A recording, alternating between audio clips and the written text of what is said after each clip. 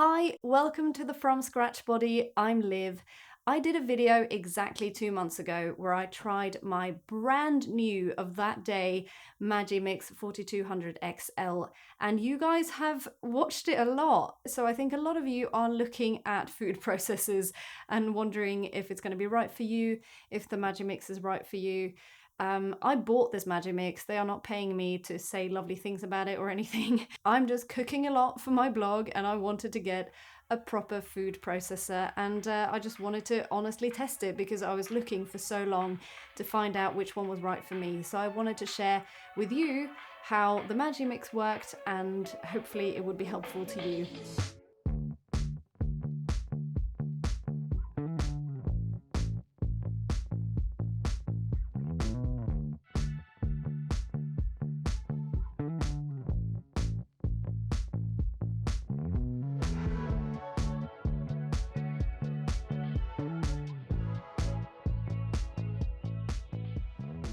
I mentioned at the time that I was quite surprised at the size of it. I felt kind of small next to it. And some people have said in the comments too that, wow, that is massive. And the 5200 XL is even bigger. I have to say that when it's tucked away in its little corner, right there, it's never interfering with my space.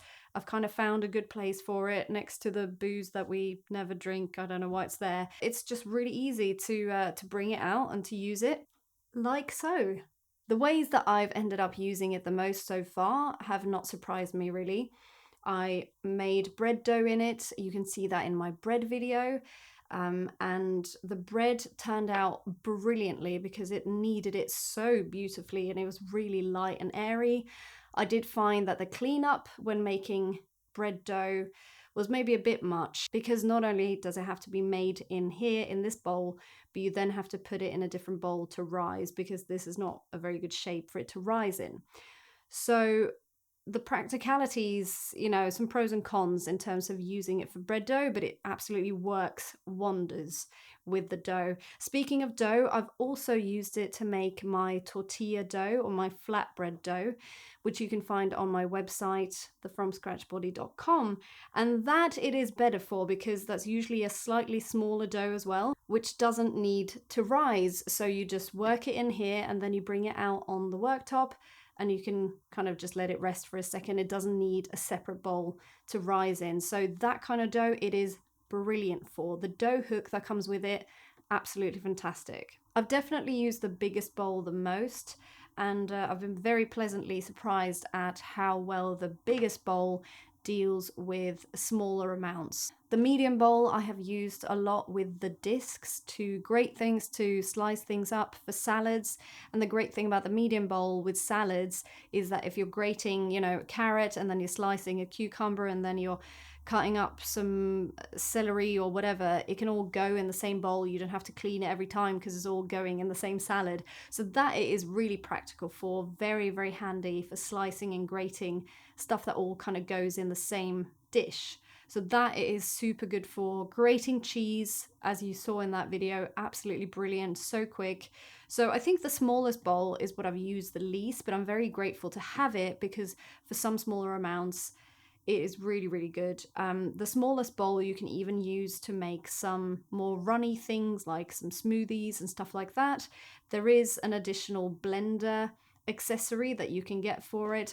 I have this Von Chef blender, which I use for smoothies and stuff, I have to say. So I don't necessarily use it for smoothies, but I probably would consider getting the blender edition as well.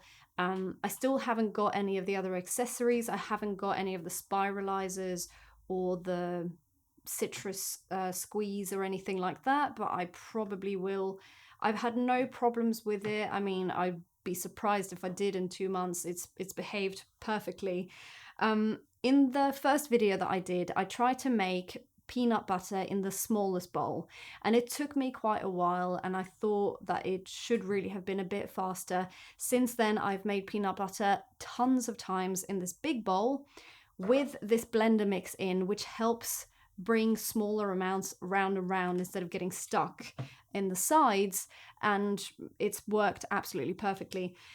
Don't use it when making dough because that needs the space to move around. But for nut butter, for cauliflower rice, for that sort of stuff that you want to keep moving, I definitely would recommend that you put this in. I have a lot of peanut butter at the moment, so I'm not going to make any more, but I'm going to make some almond butter. So you can have a look at me making a fairly small amount of nut butter in the big bowl. Just quickly on cleaning everything. According to Magimix, everything is dishwasher safe, and it is dishwasher safe.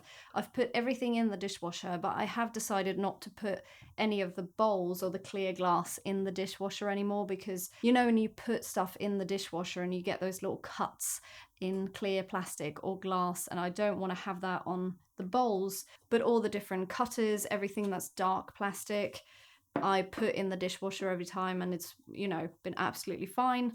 Everything looks like new. It's fairly easy to clean, really, because it's just the clear glass stuff that I clean by hand, and it's very easy to clean it. So here I've got maybe 2.5 cups of roasted skin-on almonds,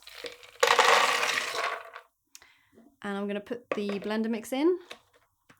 And we'll see, without adding any kind of oil, adding anything other than maybe a pinch of salt, how long it takes me to make this into almond butter.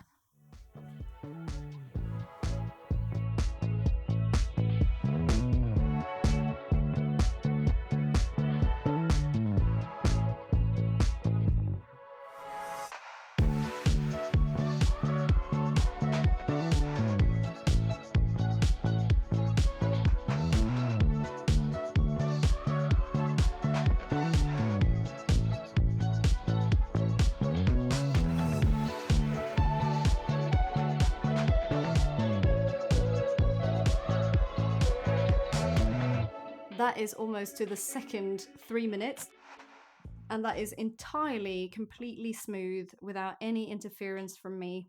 Just lovely, lovely, smooth, wonderful nut butter. If this was peanut butter, I'd probably go in about at the 2-minute mark when it starts to become butter, but it's still quite crunchy. I would have scooped out maybe half a cup of it, put it to the side, because I love crunchy peanut butter. But with almond butter, I want it to be totally smooth. 3 minutes with no interference, no added oils, no added liquid. And and that's quite a small amount. And it goes into the sides, but only when it's done. And the blender mix, I can see it working. I can see it pushing it back in to the middle of the bowl. The big bowl is great for small amounts too. So that was kind of what I didn't know but suspected when I did my first video. I hope that's helpful. If you have any questions, anything you'd like me to try with the Magimix, because you are curious and you don't want to spend your money just yet, do let me know in the comments below, and check out my recipes where I've used the Magimix and some where I haven't on my website, thefromscratchbody.com. And you can also find me on Instagram. I'm thefromscratchbody. Thank you for watching. I'm going to eat some almond butter now.